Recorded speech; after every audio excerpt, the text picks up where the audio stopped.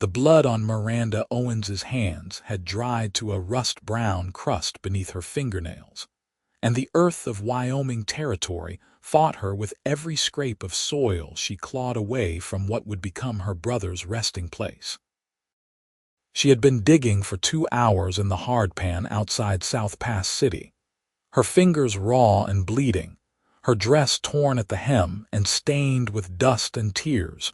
She refused to shed any more. The September sun of 1878 beat down mercilessly on her back as she knelt in the sage-dotted land, and she did not hear the approach of horse hooves until a shadow fell across the shallow grave. "Madam." The voice was low, respectful, careful. "Madam, you should not be doing this alone." Miranda did not look up. She could not bear to see pity in another person's eyes, could not stomach one more well-meaning soul telling her that her brother Timothy had brought his fate upon himself by riding with the wrong men. She dug her fingers deeper into the unforgiving soil, ignoring the way her shoulders screamed in protest. "I said I would do this myself," she said, her voice hoarse from crying and from the dust that coated everything in this God-forsaken place. "I do not need help from anyone in that town."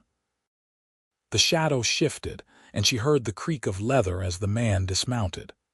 Boots appeared at the edge of her vision, worn and dusty, with spurs that caught the sunlight. "I am not offering because the town sent me," the man said. "I am offering because no one should have to bury family alone." Something in his tone made Miranda finally lift her head. The man standing above her was tall, with shoulders broad enough to block out the sun. He was perhaps 25 or 26, with dark hair that needed cutting and eyes the color of storm clouds over the mountains.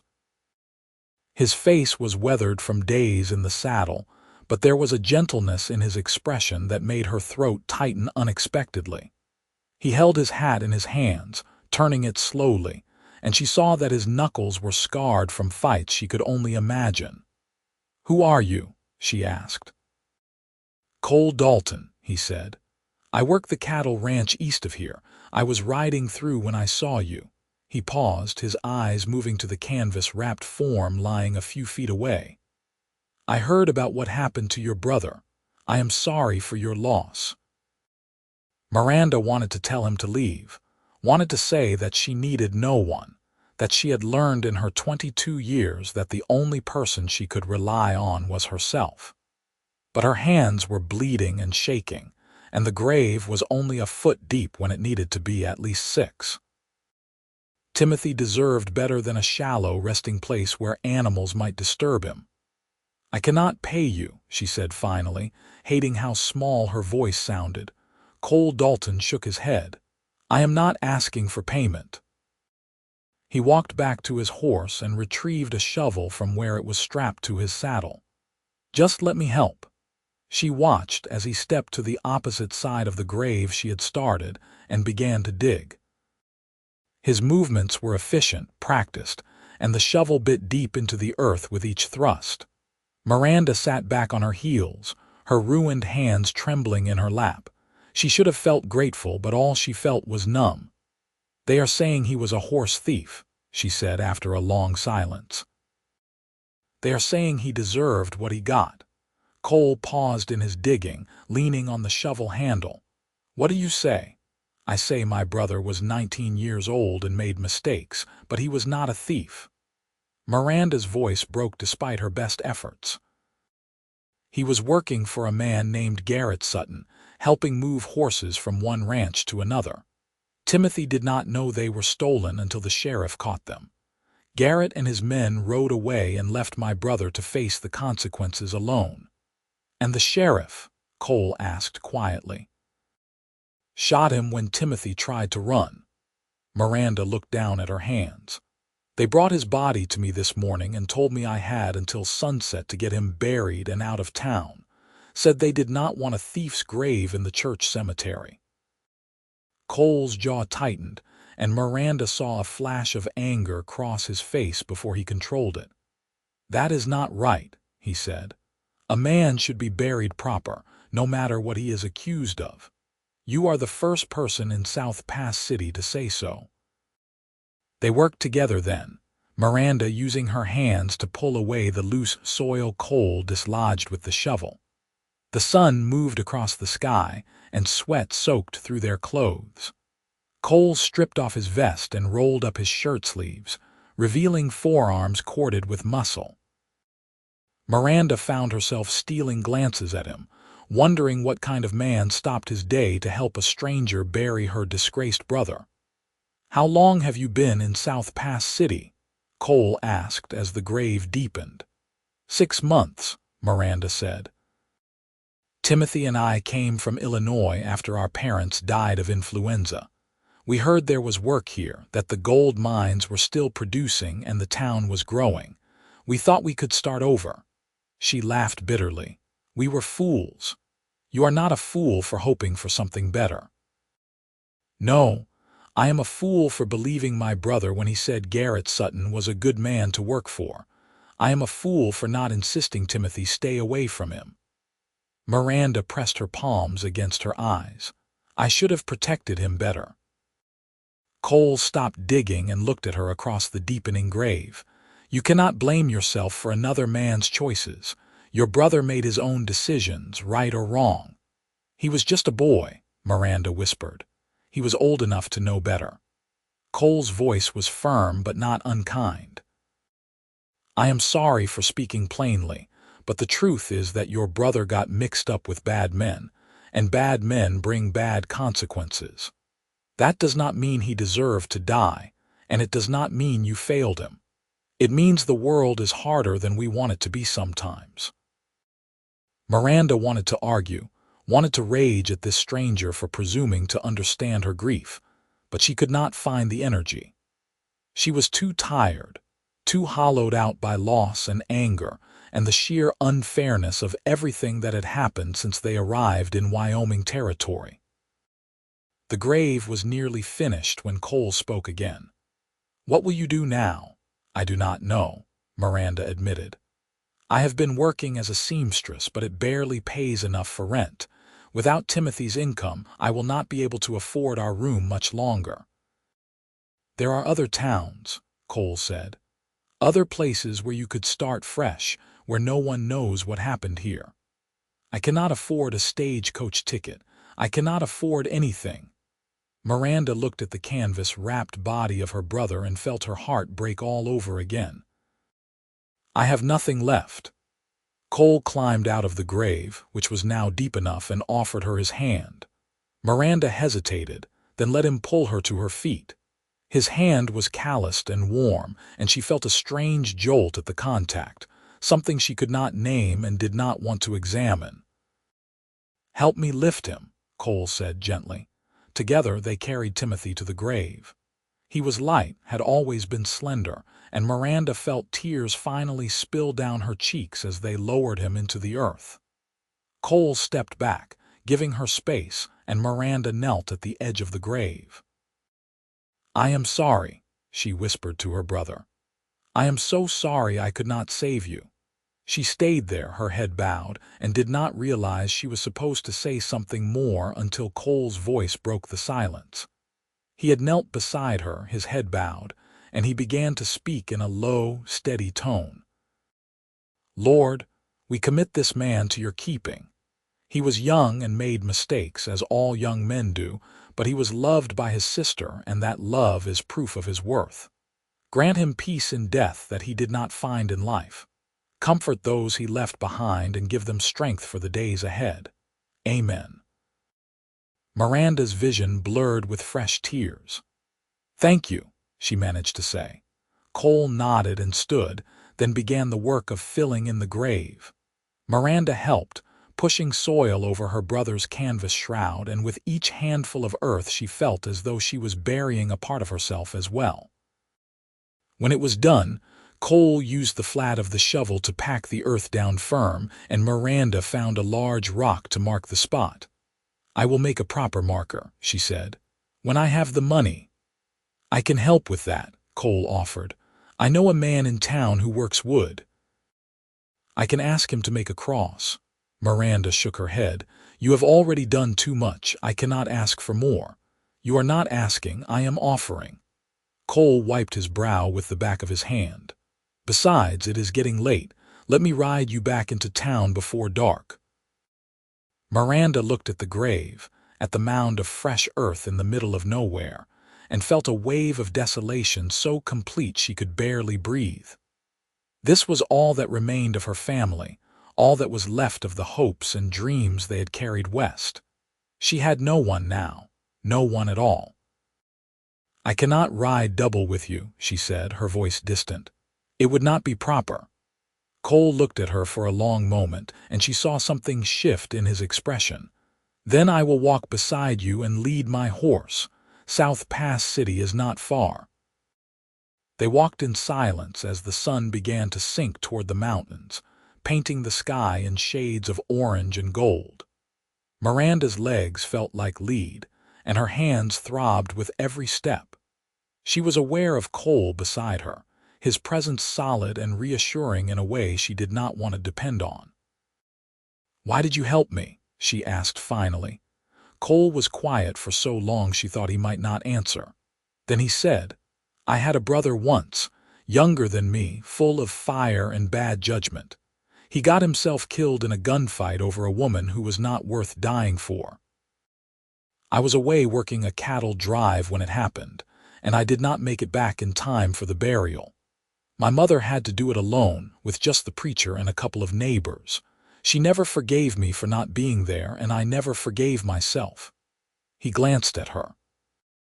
"When I saw you out there digging, I thought maybe I could do for you what I could not do for my own family." Miranda's throat tightened.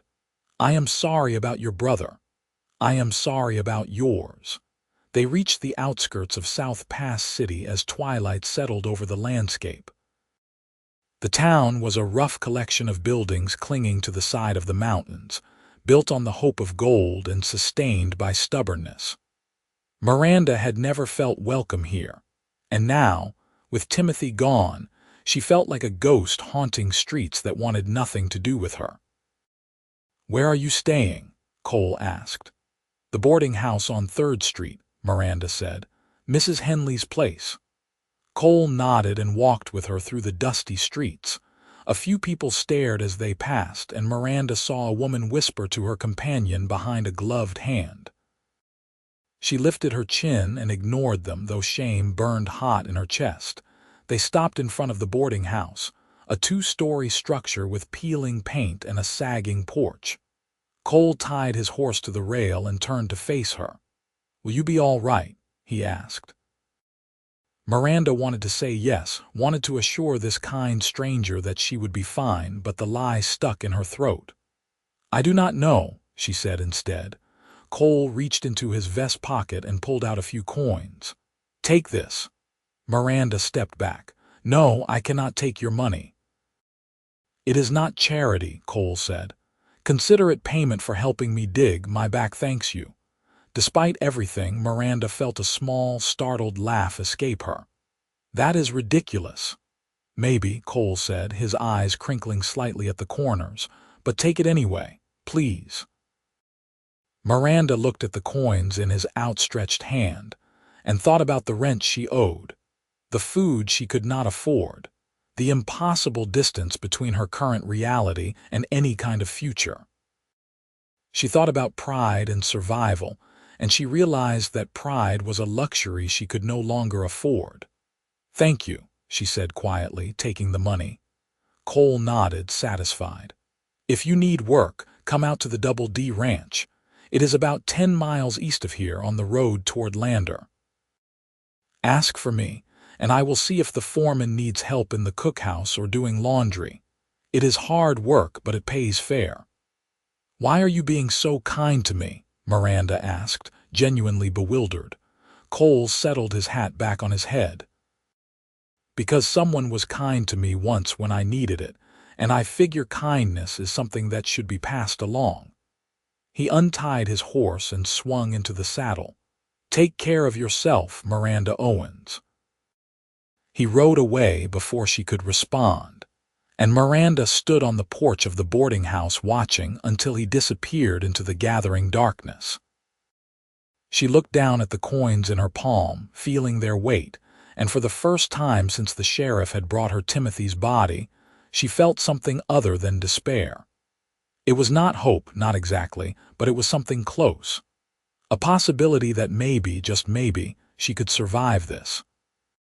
She climbed the stairs to her room and locked the door behind her. The space was small and spare, with just a bed, a washstand, and a trunk that held all her worldly possessions. She poured water into the basin and began to wash her hands, wincing as the water turned red. The skin on her palms was torn and raw, and she knew it would hurt for days. As she bandaged her hands with strips of cloth, Miranda thought about Cole Dalton and his offer of work. She thought about his brother, about the grief he carried, about the way he had knelt beside her and spoken words over Timothy's grave when no preacher would. She thought about the gentleness in his storm-gray eyes and the strength in his scarred hands, and she wondered if accepting his help would be a mistake. But what choice did she have? She could stay in South Pass City and slowly starve, or she could swallow her pride and take a chance on the kindness of a stranger. When she put it that way, the decision seemed obvious. The next morning, Miranda packed her few belongings and settled her account with Mrs. Henley, who took the money without a word of sympathy or farewell. Miranda had not expected anything different. She asked directions to the Double D Ranch and was told she would need to hire a wagon or walk, as it was too far to manage on foot with luggage. "I will walk," Miranda said, thinking of the coins Cole had given her. She would need every penny. The woman behind the counter at the general store looked at her as though she had lost her mind. "It is 10 miles, miss, in this heat." "I have walked farther," Miranda lied. She set out with her trunk strapped to a borrowed handcart that she promised to send back when she could.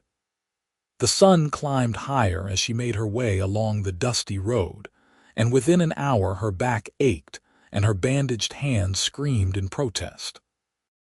But she kept moving, putting one foot in front of the other, because stopping meant thinking and thinking meant remembering and remembering meant drowning in grief. She was perhaps halfway to the ranch when she heard the sound of hoofbeats behind her. Miranda moved to the side of the road, expecting a rider to pass her by, but instead the horse slowed and she heard Cole's voice. "Miranda, what in God's name are you doing?" She turned to find him staring at her with an expression caught between shock and concern. He was dressed for work, with a bandana tied around his neck and dust coating his clothes. "I am going to the Double D Ranch to ask about work," she said, lifting her chin. "You said I could." "I did not mean you should walk there alone pulling a handcart," Cole said. He dismounted and looked at her bandaged hands. "You are in no condition for this." "I am fine," Miranda said, though her voice lacked conviction. Cole shook his head and began untying her trunk from the cart. "You are the stubbornest woman I have ever met, and that is saying something." He lifted the trunk as though it weighed nothing and secured it behind his saddle. Then he offered her his hand. "Come on, we are riding double." "I told you that would not be proper," Miranda protested weakly. "And I am telling you that propriety matters less than heat stroke." Cole's expression softened. "Please, Miranda, let me help." She was too tired to argue anymore. She took his hand and let him pull her up behind him on the horse. The animal shifted beneath the additional weight but settled at a word from Cole. Miranda hesitated, then wrapped her arms around his waist, feeling the solidity of him, the warmth of his body through his shirt. "Hold tight," Cole said, and urged the horse into a steady walk. They rode in silence for a while, Miranda acutely aware of every point of contact between them. She could feel the rise and fall of his breathing, could smell the combination of leather and sweat and something else, something that was just him. It was intimate in a way that made her uncomfortable and comforted all at once.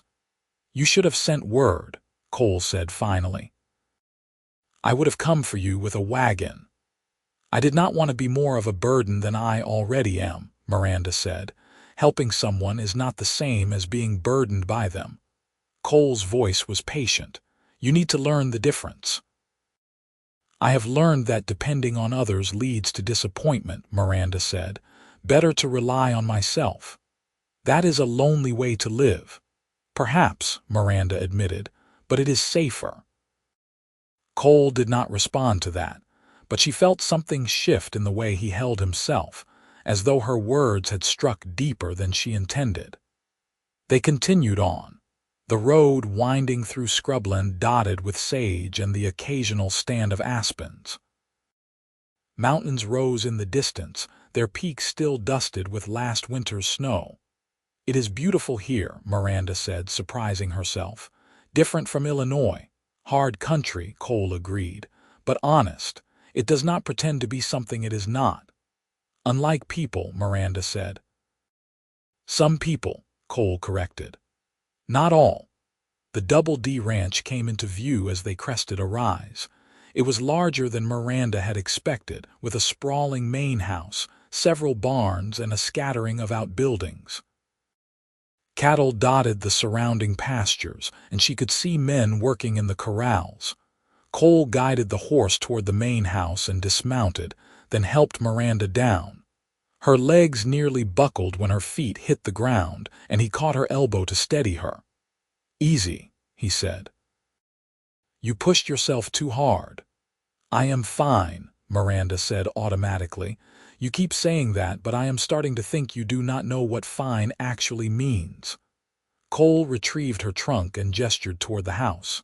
Wait here. I will talk to the foreman. He disappeared inside, and Miranda stood in the yard feeling out of place and uncertain. Ranch hands glanced her way with curiosity, and she smoothed her dusty skirt self-consciously. She was aware of how she must look, with her torn dress and bandaged hands and the exhaustion that surely showed on her face. Cole emerged a few minutes later with a weathered man in his 50s who introduced himself as Jack Morrison, the ranch foreman. He looked Miranda up and down with shrewd eyes. Cole says you are looking for work, Morrison said. Yes, sir, Miranda replied. I can cook, clean, so do laundry. I am a hard worker and I do not complain. Morrison glanced at her hands. What happened there? I buried my brother yesterday, Miranda said simply. The ground was hard. Something flickered in Morrison's expression, respect maybe or understanding. Cole told me about that. I am sorry for your loss. He paused, considering. We could use help in the cookhouse. Old Martha has been struggling to keep up with feeding all the hands, especially during the busy season. You would work under her direction, room and board included, plus $20 a month. Sound fair? $20 was more than Miranda had made as a seamstress. She nodded quickly. Yes, sir. Very fair. Good. Cole, show her to the cookhouse and introduce her to Martha. She can start tomorrow once her hands are healed up some. Morrison tipped his hat to Miranda. Welcome to the Double D, Miss Owens. Thank you, sir. Morrison walked away and Cole picked up her trunk again. Come on. Martha is going to love you. The cookhouse was a long building near the bunkhouse, with a large kitchen and a smaller room in the back that would serve as Miranda's quarters. Martha turned out to be a round woman with gray hair and a no-nonsense demeanor that reminded Miranda painfully of her own mother. So you are the girl Cole rescued from the desert, Martha said, looking her over. I was not in the desert, Miranda said. I was on the road. Close enough. Martha's expression softened as she saw Miranda's bandaged hands. Lord have mercy, child. What did you do to yourself? I had to bury my brother, Miranda said, and hated the way her voice broke on the words. Martha made a tutting sound and pulled Miranda into a surprising embrace. You poor thing, you poor brave thing.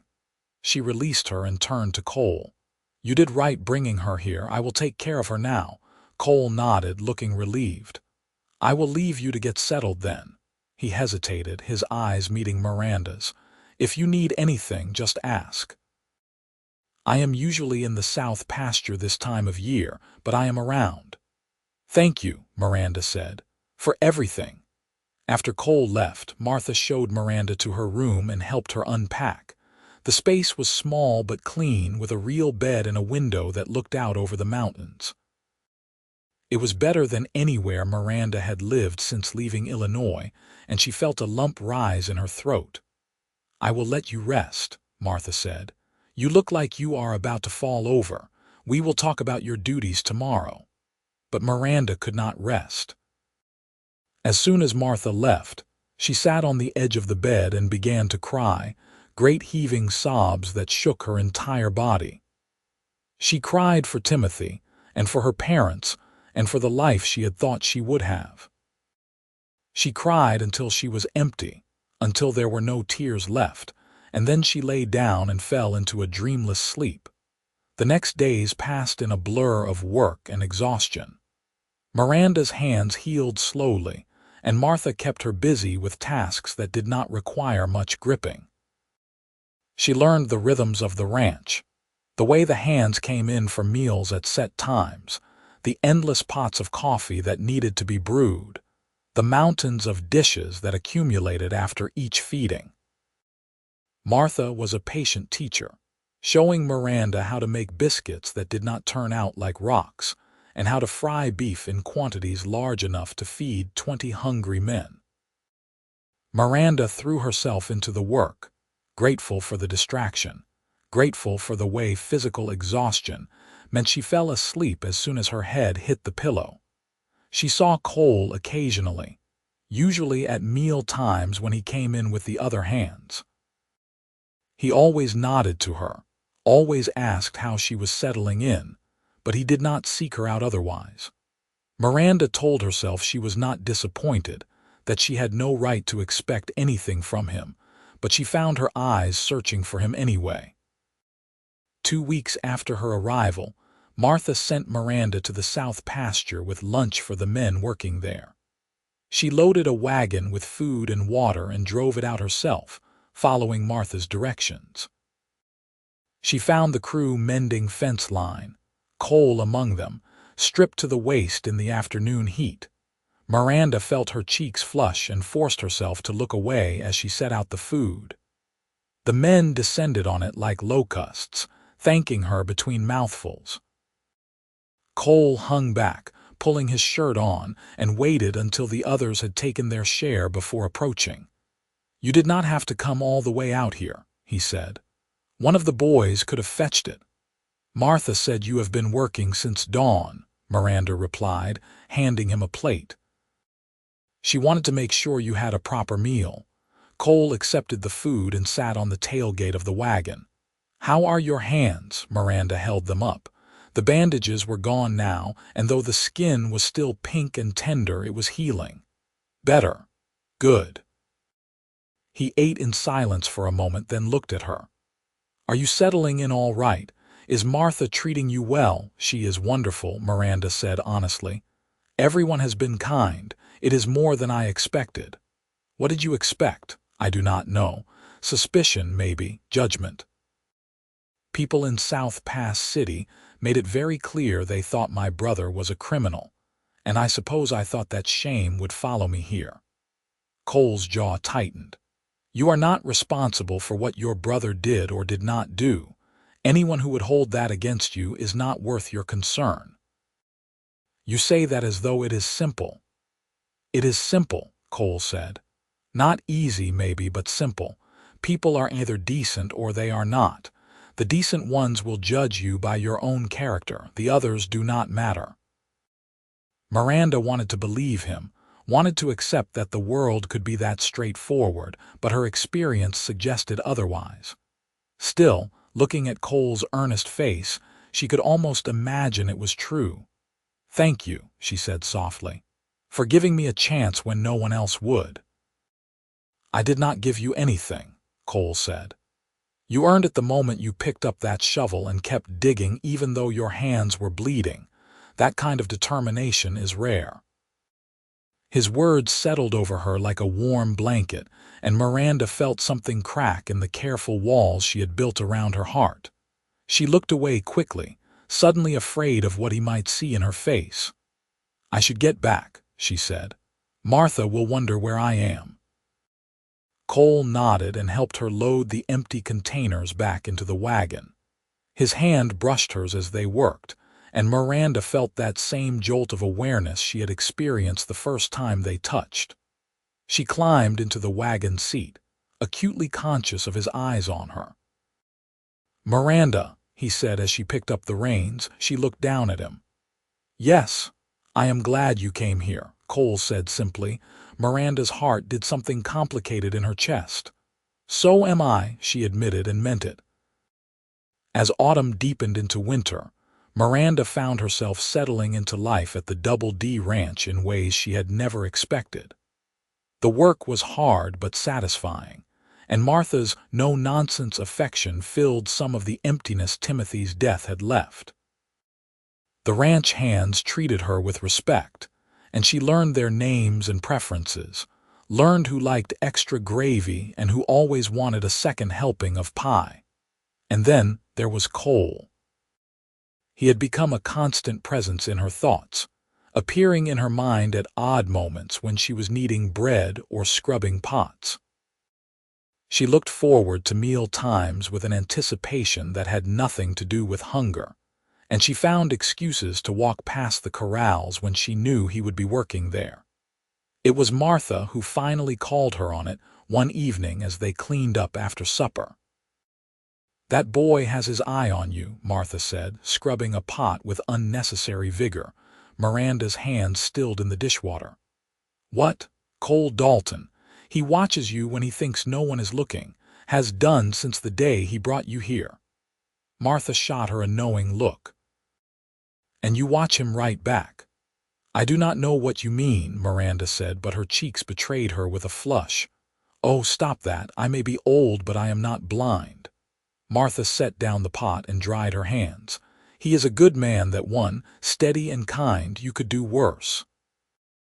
"I am not looking for anything," Miranda protested. "My brother has been dead less than 2 months. It would not be appropriate to even think about such things." "Grief does not have a schedule," Martha said gently, "and life does not stop just because someone we love is gone. If there is a chance at happiness, you should take it." "I barely know him," Miranda said weakly. "Then get to know him. Go for a walk when the work is done. Talk to him. Give yourself permission to feel something other than sadness." Martha squeezed her shoulder. "You are too young to wrap yourself in mourning forever." That night, Miranda lay in bed thinking about Martha's words. She thought about Cole's kindness, about the way he had helped her bury Timothy without judgment, about the quiet strength he carried. She thought about the way her pulse quickened when he was near, about the warmth that spread through her chest when he smiled at her. Was it too soon? Was she betraying Timothy's memory by allowing herself to feel attraction to someone? The questions circled in her mind until she finally fell into a restless sleep. The next Sunday was Miranda's half-day off, and she decided to visit Timothy's grave. She had been meaning to go since arriving at the ranch, but the distance and her work schedule had prevented it. She mentioned her plans to Martha that morning, and Martha insisted she take one of the horses. "I can walk," Miranda said. "And I can sprout wings and fly," Martha retorted. "Take the horse. Cole can ride with you and make sure you do not get lost." "I do not need an escort," Miranda protested, but she knew it was a losing battle. Martha sent word to Cole, who appeared at the cookhouse within the hour. He had cleaned up, his hair still damp, and Miranda's breath caught at the sight of him.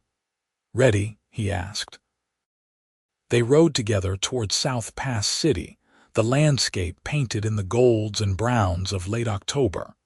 The air had a bite to it that promised winter was not far off, and Miranda was grateful for the warmth of Cole's body at her back.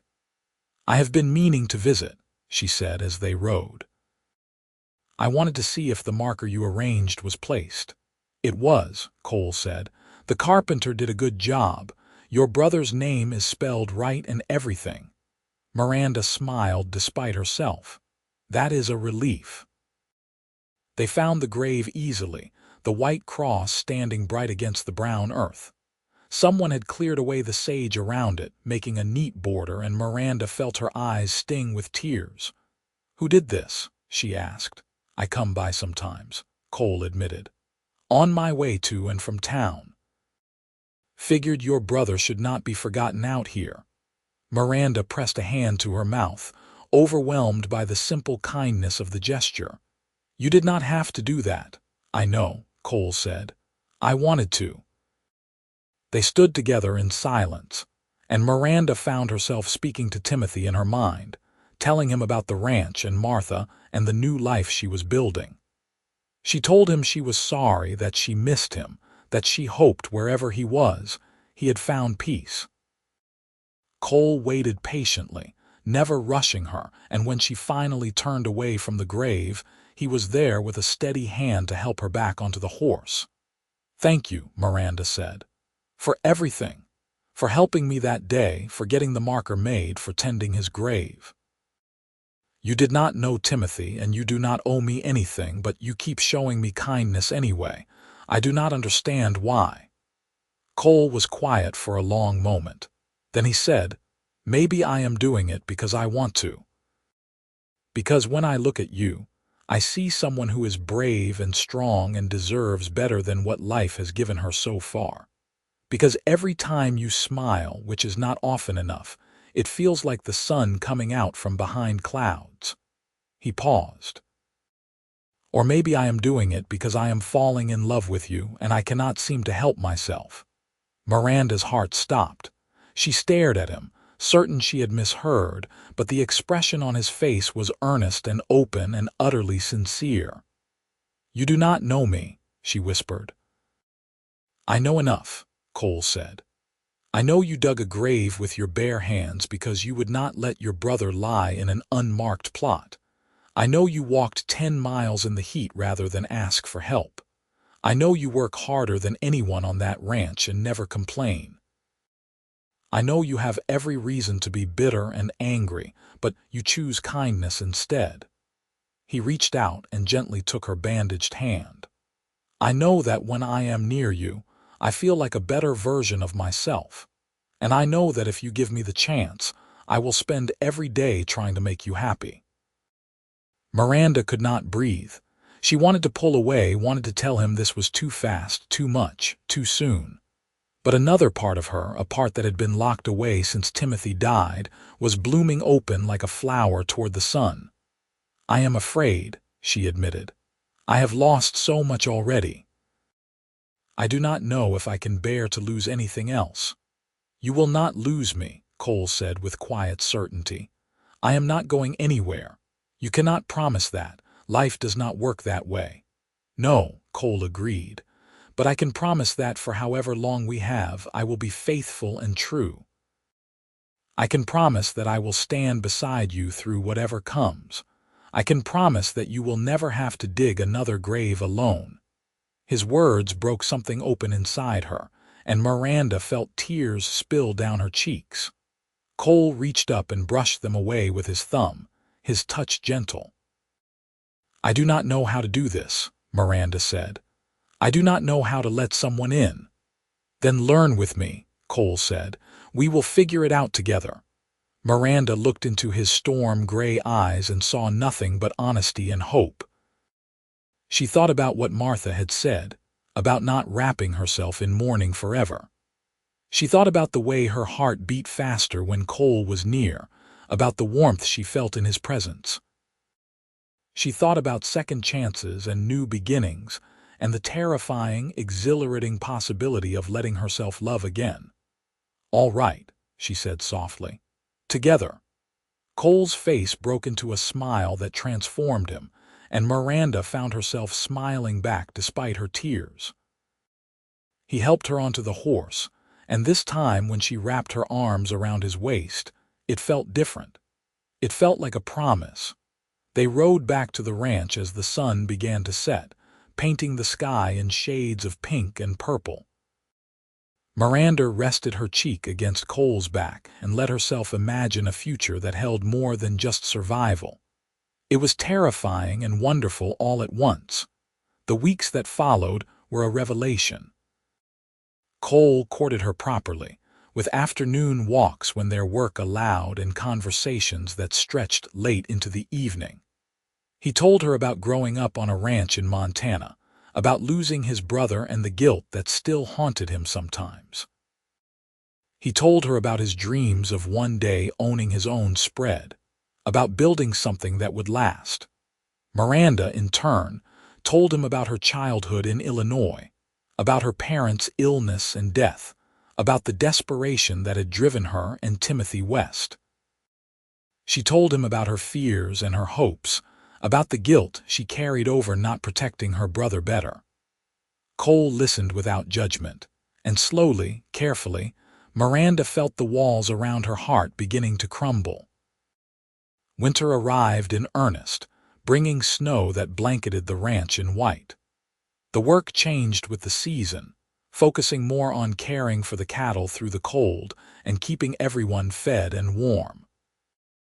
Miranda learned to make stews that could simmer all day, filling the cookhouse with rich, savory smells. She learned to bake bread in quantities that seemed impossible, and Martha taught her the secret to making pies that the ranch hands would fight over. Cole spent more time near the main buildings during the winter, and he took to stopping by the cookhouse in the evenings. He would sit at the long table while Miranda cleaned up, talking about his day or simply keeping her company in comfortable silence. Sometimes Martha would join them, telling stories from her years on the ranch, and Miranda would find herself laughing until her sides ached. It was during one of these evenings, a week before Christmas, that Cole asked if he could speak with her privately. Martha gave them a knowing look and shooed them out of the cookhouse, and Miranda found herself walking with Cole toward the barn, her heart pounding. "I have been thinking," Cole said as they stepped into the relative warmth of the barn, out of the biting wind, "about the future. About what I want my life to look like." Miranda's mouth went dry. And I keep seeing you in it," Cole said simply. He turned to face her, taking both her hands in his. "Miranda Owens, I know we have not known each other long by most standards, but I have never been more certain of anything in my life. You are the strongest, kindest, most remarkable woman I have ever met, and I love you with everything I am." "Cole," Miranda whispered, her eyes filling with tears. "Let me finish," he said, a nervous smile playing at his lips. "I want to build a life with you. I want to buy land and raise cattle and maybe a family if you want that. I want to wake up every morning knowing you are beside me, and I want to grow old watching you smile." He took a shaky breath. "I am asking you to marry me, Miranda. Will you?" For a moment, Miranda could not speak. She looked at this man who had appeared in her life when she was at her lowest, who had shown her kindness when she expected judgment, who had helped her bury her brother, and then helped her rebuild her shattered heart. She thought about the way he made her feel safe and cherished, about how he listened when she spoke and valued her opinions. She thought about the love that had grown between them, slow and steady like a tree putting down roots. "Yes," she said, her voice breaking on the word. "Yes, I will marry you." Cole let out a whoop of joy and picked her up, spinning her around in a circle that made her laugh and cry at the same time. When he set her down, he cupped her face in his hands and kissed her, gentle and reverent, and Miranda felt something settle into place inside her, like a key turning in a lock. "I will make you happy," Cole promised against her lips. "I swear it." "You already do," Miranda said. They told Martha that evening, and the older woman cried and hugged them both, declaring that she knew it would happen and that she wanted to make the wedding cake. Word spread quickly through the ranch, and the hands congratulated Cole with hearty slaps on the back and teasing jokes. Morrison shook Cole's hand and told Miranda she had gotten herself a good man, and Miranda agreed wholeheartedly. They were married in February of 1879, in a simple ceremony at the ranch with the whole crew in attendance. Miranda wore a dress she had sewn herself from fabric Cole had bought her in town, pale blue with lace at the collar. Cole wore his best suit, his hair neatly combed and his eyes never leaving her face as she walked toward him. The preacher from South Pass City performed the service, and when he asked if anyone objected, the silence was absolute. Miranda and Cole exchanged vows in voices that shook with emotion, and when the preacher pronounced them man and wife, Cole kissed her with a tenderness that made Miranda's knees weak. Martha had outdone herself with the celebration, preparing a feast that would be talked about for years. There was dancing and music, with one of the hands playing fiddle and another providing accompaniment on a harmonica. Cole swept Miranda around in a waltz, and she laughed with pure joy, marveling at how her life had changed. As the evening wound down and the guests began to drift away, Cole took Miranda's hand and led her to the small cabin Morrison had helped them prepare. It was on ranch land, a cozy space with a fireplace and a real wood floor. Cole had spent weeks working on it in his spare time, making it perfect for his bride. "Welcome home, Mrs. Dalton," Cole said, lifting her over the threshold. Miranda looked around the cabin, at the furniture Cole had built with his own hands, at the curtains she had sewn, at the life they would build together within these walls. "It is perfect," she said. That night, as she lay in her husband's arms with firelight dancing on the walls, Miranda thought about the girl who had dug a grave with her bare hands just 6 months ago. That girl had been broken and lost, convinced she had nothing left to live for. But somehow, from that grief and despair, something new had grown. Love, she realized, did not erase pain. It did not make loss any easier to bear. But it gave you a reason to keep going, to keep hoping, to believe that tomorrow might be better than today. "What are you thinking about?" Cole asked, his voice sleepy. "About how lucky I am," Miranda said. "About how grateful I am that you stopped that day." Cole pressed a kiss to her forehead. "I am the lucky one. I found you when I did not even know I was looking." They fell asleep tangled together, and Miranda dreamed of the future for the first time since leaving Illinois. The months that followed were the happiest of Miranda's life. She and Cole fell into the rhythms of married life with surprising ease, learning each other's habits and preferences. She continued to work in the cookhouse, and Cole kept his position as a ranch hand, but they saved every penny they could spare, working toward the dream of their own ranch. Spring came early in 1879, and with it came news that changed everything. Morrison called Cole into his office one evening and offered him a deal.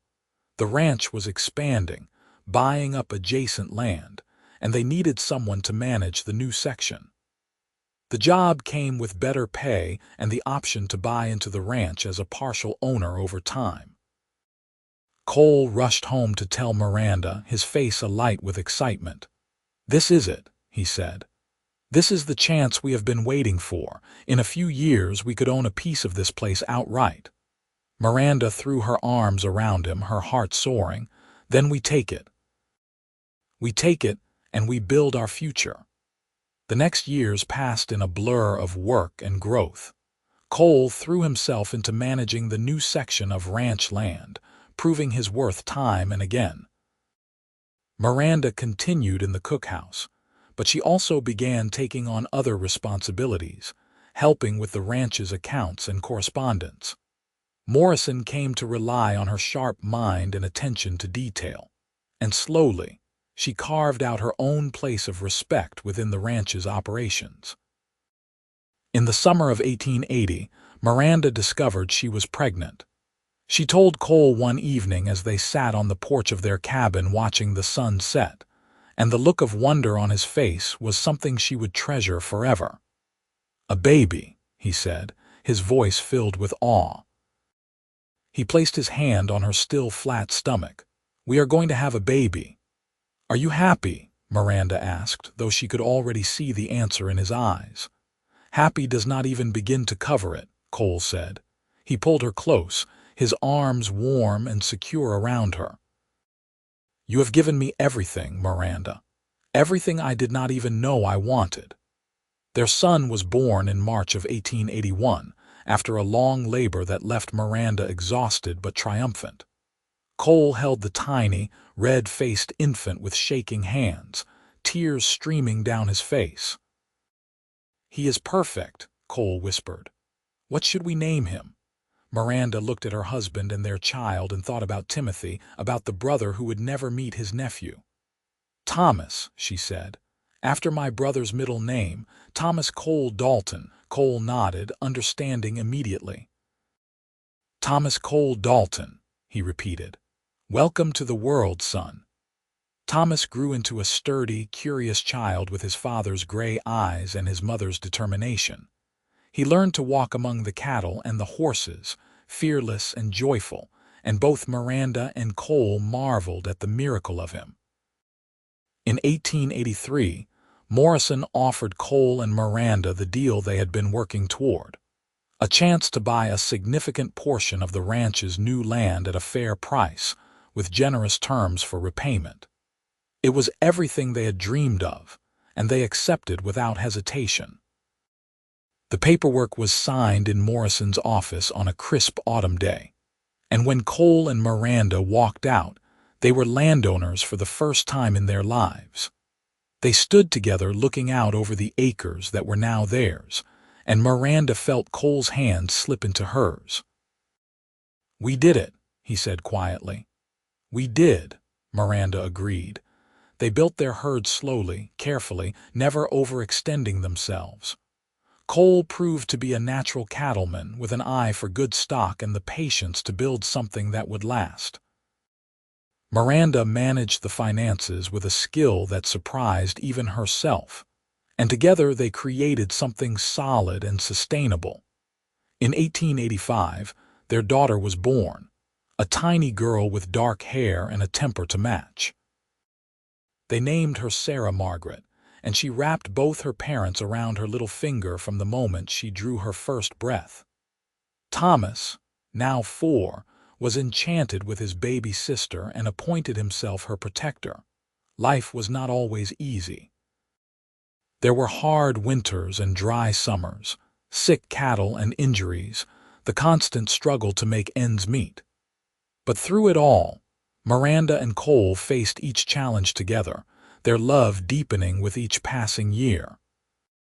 On a quiet evening in the summer of 1887, Miranda and Cole sat on the porch of the house they had built on their land, watching Thomas and Sarah play in the yard. The children's laughter rang out across the property, pure and joyful, and Miranda felt a contentment so complete it almost hurt. "Do you ever think about that day?" Cole asked suddenly. "The day we met," Miranda knew exactly what he meant. "Sometimes," she admitted, "it feels like a lifetime ago. You were so fierce," Cole said, a smile in his voice. "Digging with your bare hands, determined to do right by your brother even though it was breaking you apart. I knew right then that you were someone special." "I was broken," Miranda said. "No," Cole disagreed. "You were bending, but you did not break. You never broke, Miranda." "You are the strongest person I know." Miranda leaned her head on his shoulder, watching their children play. "I could not have survived without you. You saved me that day." "We saved each other," Cole said. He pressed a kiss to her hair. "And we built something beautiful."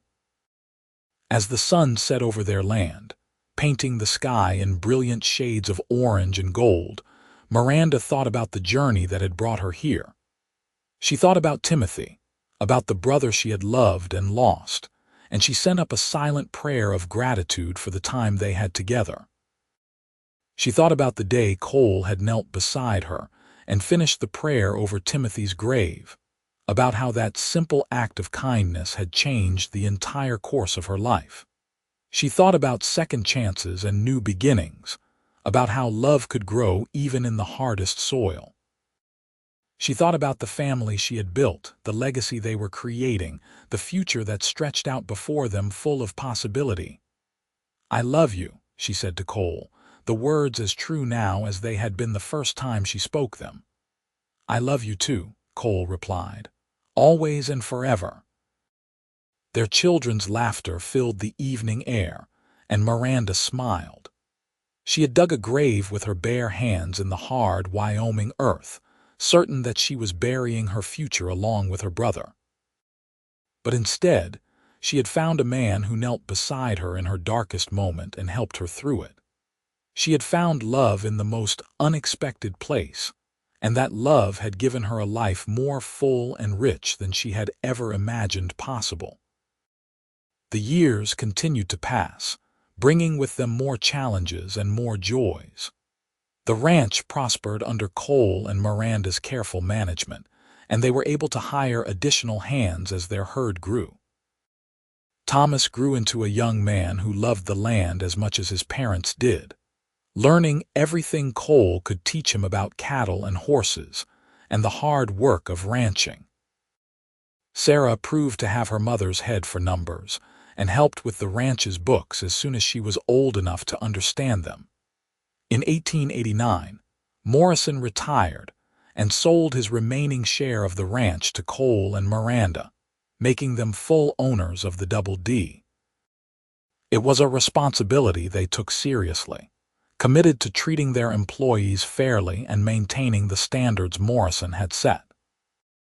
Martha, now in her 70s, finally retired from the cookhouse, and Miranda hired 2 younger women to take over the work, though Martha still came by regularly to supervise and offer advice.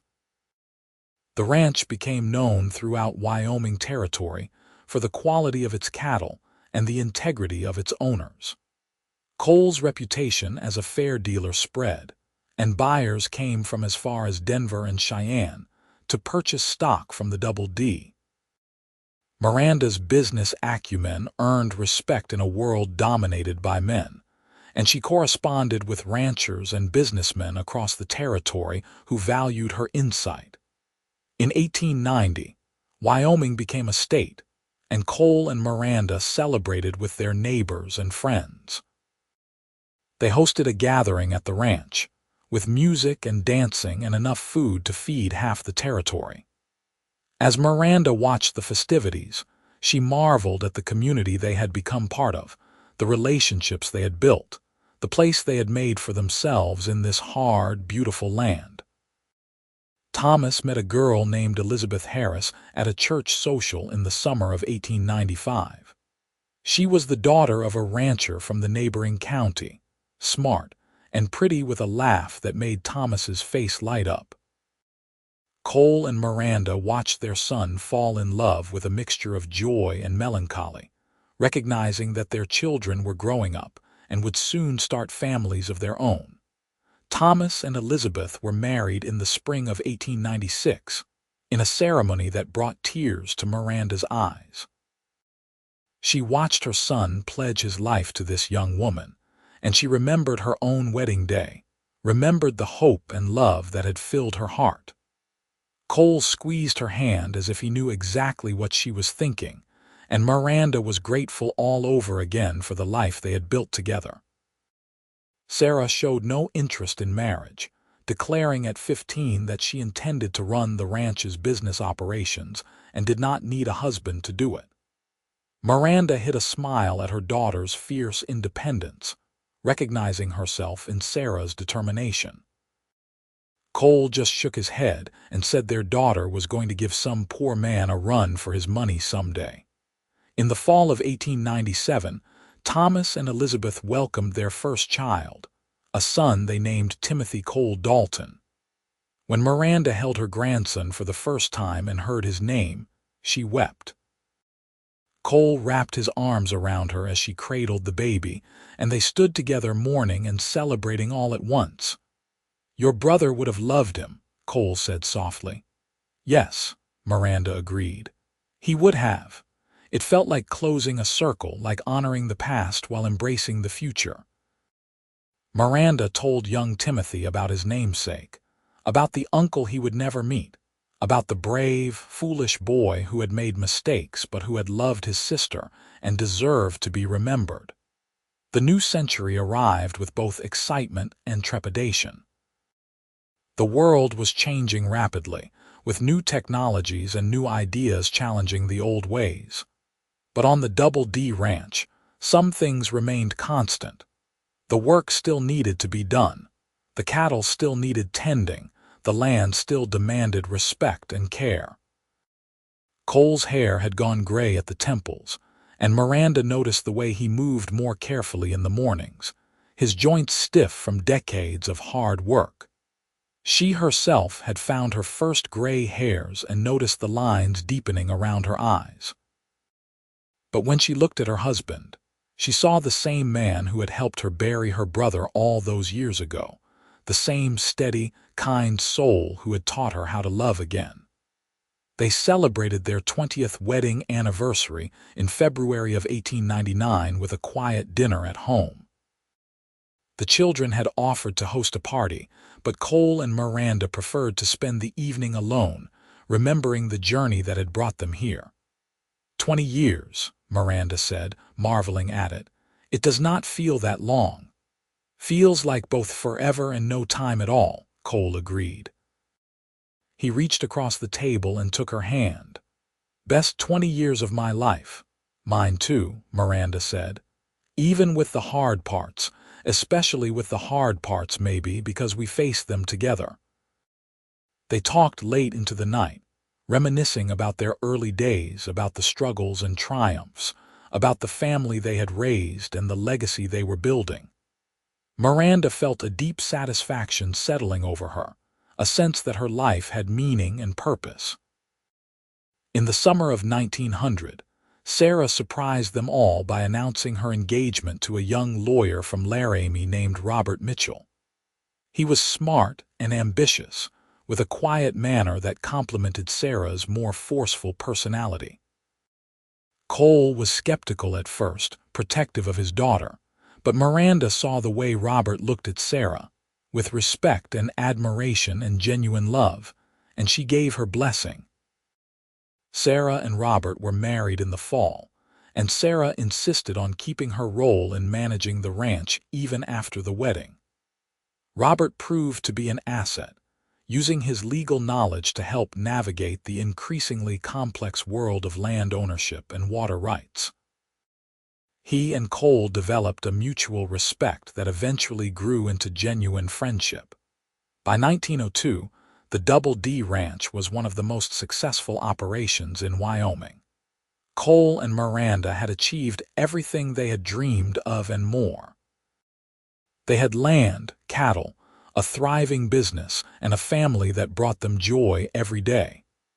They had weathered drought and disease, economic downturns and personal losses, and emerged stronger for it.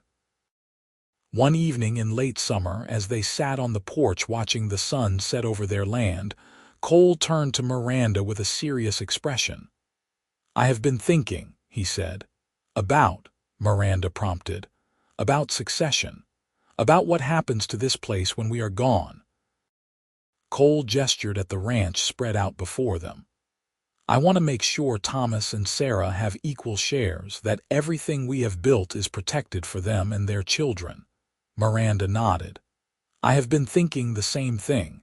We should talk to Robert, have him draw up the proper papers."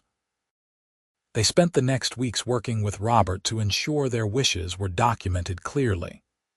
It was sobering, planning for a future they would not be part of, but it was also satisfying to know they were leaving their children secure. In 1904, Elizabeth gave birth to twin daughters, and the ranch suddenly seemed full of children's voices and laughter. Sarah and Robert welcomed their first child the following year, a son they named James. Miranda reveled in her role as grandmother, spoiling the children shamelessly and finding joy in their antics. Cole joked that they had finally achieved the leisure of old age, but the truth was that both of them still worked hard. Cole could not imagine a day without checking on the cattle, and Miranda continued to oversee the ranch's finances with the same attention to detail she had always shown. But they made time for their grandchildren, for long evenings on the porch, for the simple pleasure of each other's company. In the spring of 1906, they received word that Martha had passed away peacefully in her sleep. Miranda wept for the woman who had been like a second mother to her, who had welcomed her when she had nowhere else to go, who had encouraged her to open her heart to Cole. They attended the funeral together, along with half the territory, it seemed, as Martha had touched countless lives during her years at the ranch. "She would have been happy to see what we built," Cole said as they stood at Martha's grave. "She knew," Miranda said.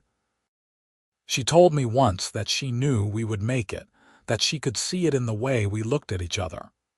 Life continued its inexorable march forward. Thomas took over more of the day-to-day management of the ranch as Cole began to slow down, though Cole still rode out most mornings to check on things. Sarah's business skills ensured the ranch remained profitable even as the market fluctuated. Miranda took pride in watching her children step into leadership roles, carrying forward the legacy she and Cole had built. In 1908, on a crisp October day, Cole and Miranda rode out together to the place where they had first met. Timothy's grave was still well maintained, the wooden cross weathered but standing firm. Cole had replaced it once over the years, ensuring his brother-in-law's final resting place remained marked. Miranda dismounted and knelt by the grave, placing fresh wildflowers against the cross. "I brought Cole to meet you properly," she said softly.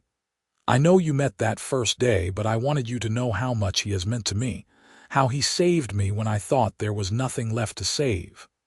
Cole knelt beside her, his hand finding hers. "I hope you can forgive me for taking your sister's heart," he said to the grave. "I have tried to be worthy of it." They sat in silence for a while, the wind rustling through the sage, the mountains standing eternal in the distance. Miranda thought about the terrified, grief-stricken girl she had been that day, alone and desperate, convinced her life was over. She thought about the man who had stopped to help, who had seen past her circumstances to the person she was underneath. "Thank you," she said to Cole, the words inadequate for everything she felt. "For what?" Cole asked. "For stopping that day, for helping me, for loving me, for building this life with me." Miranda squeezed his hand. "For everything."